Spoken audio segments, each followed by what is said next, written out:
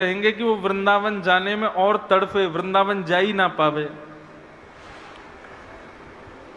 किसी की नाम जपने में बड़ी निष्ठा है तो नाम जपते जपते बीच में कोई ना कोई विघ्न डालेंगे। ये विघ्न आते नहीं है, ये ठाकुर जी खेलते हैं तुम्हारे साथ में,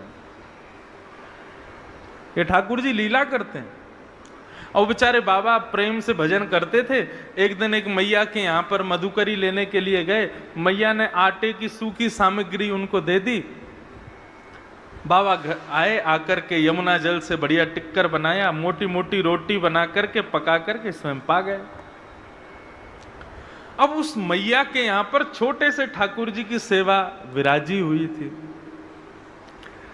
रात्रि में वो मैया जैसी सोई, ठाकुर जी उसके स्वप्न में प्रकट हो गए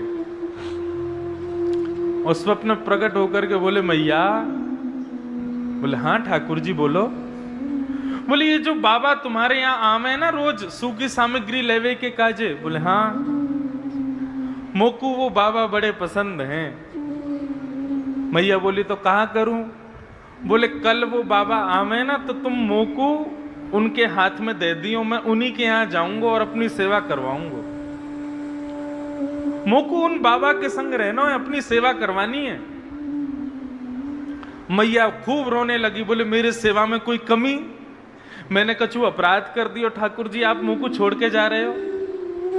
बोले ना है मैया, तेने कोई अपराध ना कियो, लेकिन मोकू वो बाबा बहुत प्रिय है, मेरो बहुत नाम जपे, मैं कछु दिना लीला करवे के काजे बाकी कुटिया में जानो चाहूं।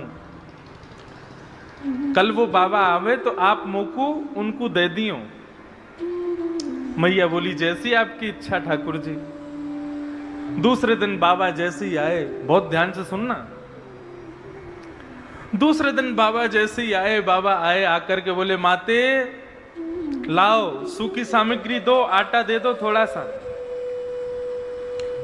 मैया आई आकर के बोली बाबा ऐसे ऐसे कल रात में मेरे ठाकुर जी सपने में आए और आकर के बोले मैया मुकू बाबा के संग जानो है तो तुम मेरे ठाकुर जी को ले जाओ, इनकी सेवा शुरू कर दो। बाबा बोले मैया हमसे सेवा करनो ना आवे, हमसे श्रृंगार वगैरह ये सब हमारे बस की बात ना है, हम तो नाम जप सके, नाम जपवे में हमारी बड़ी निष्ठा है, लेकिन हमसे सेवा नहीं होगी। बाबा चले गए। ठाकुर जी फिर से सपने में आए। सपने में बोले मैया तेने मुकू बाबा को दियो नहीं। आप लोग ब्रजभाषा समझ रहे हैं ना, समझ में आ रही है ब्रजभाषा। मैया बोली लाला मैं तो दे दूंगी, लेकिन बाबा मना कर रहे हो कि मुझसे सेवा नहीं होगी, कैसे दूं। ठाकुर जी बोले अरे मुकू जबरदस्ती दे दो, बाबा की गोद में ले जाके पटक दियो, बाबा लेके जाएगा, वही के यहां सेवा करवाऊंगा अपनी।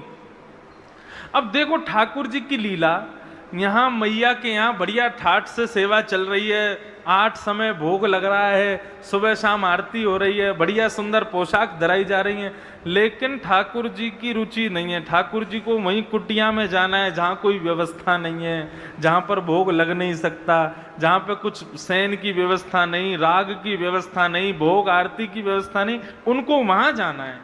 अभी ठाकुर जी हैं पता नहीं कहाँ रीझ जाते हैं। दूसरे दिन बाबा आए तो मैया अपने ठाकुर जी को लेकर के आई और बाबा की गोद में रख दिया। बोले मेरे लाल जी को आपके संग जानो है, अब मना मत करियो, आप इनको स्वीकार करो।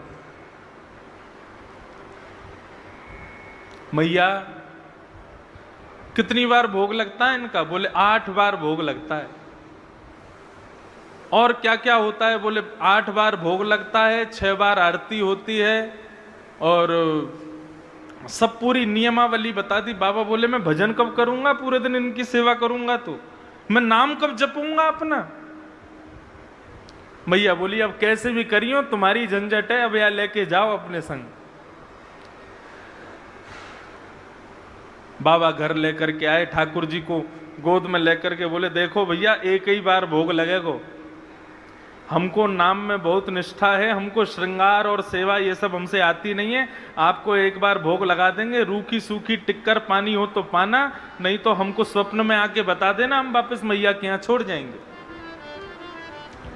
बाबा अपना भजन करने के लिए जैसे ही बैठे, ठाकुर जी को ला करके एक चौकी पर बैठा दिया, भजन करने बैठे तो ठाकुर जी प्रकट हो गए। प्रकट होके बोले, बाबा तुम रूखी रोटी खवैयो, एक ही बार खवैयो, लेकिन मोको अपने पास ही रखो, मैं यहां से जाऊंगा नहीं।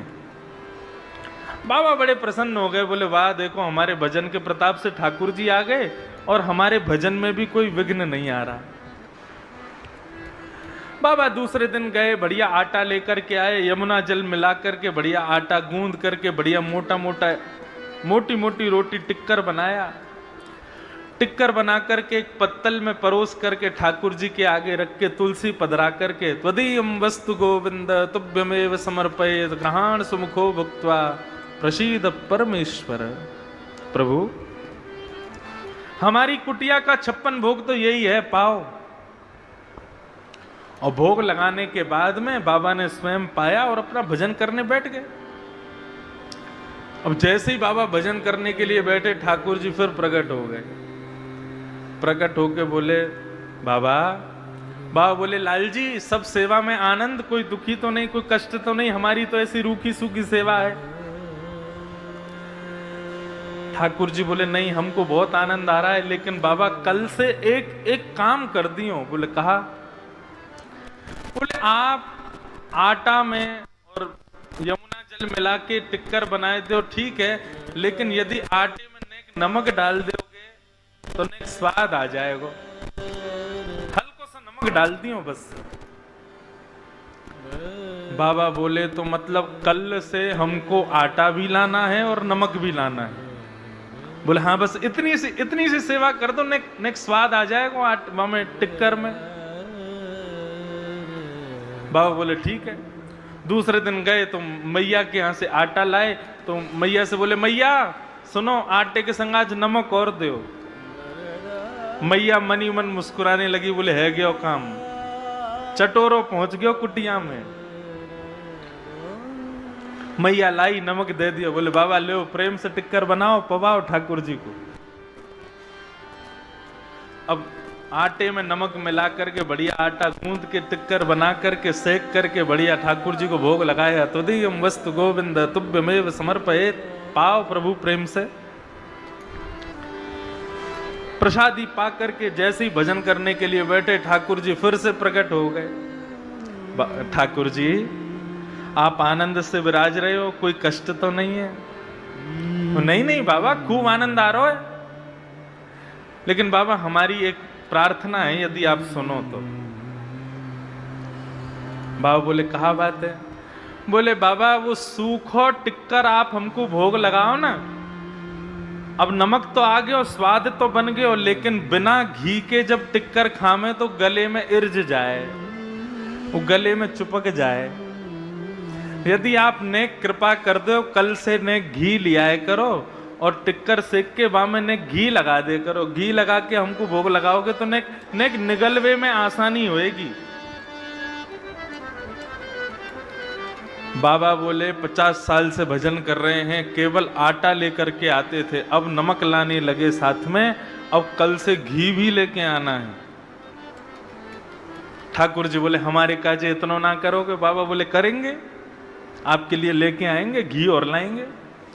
दूसरे दिन बाबा भिक्षा लेने के लिए गए, आटा भी मिला, नमक भी मिला। फिर मैया से बोले मैया थोड़ा सा घी और दे दो।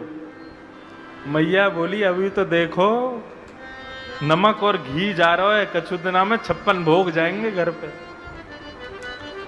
घी लेकर के गए, बढ़िया टिक्कर बना के घी लगा के ठाकुर जी को भोग लगायो और पायो। पाके फिर जैसे ही भजन करने बैठे, ठाकुर जी फिर प्रकट है गए। बाबा बोले अब क्या हो गया?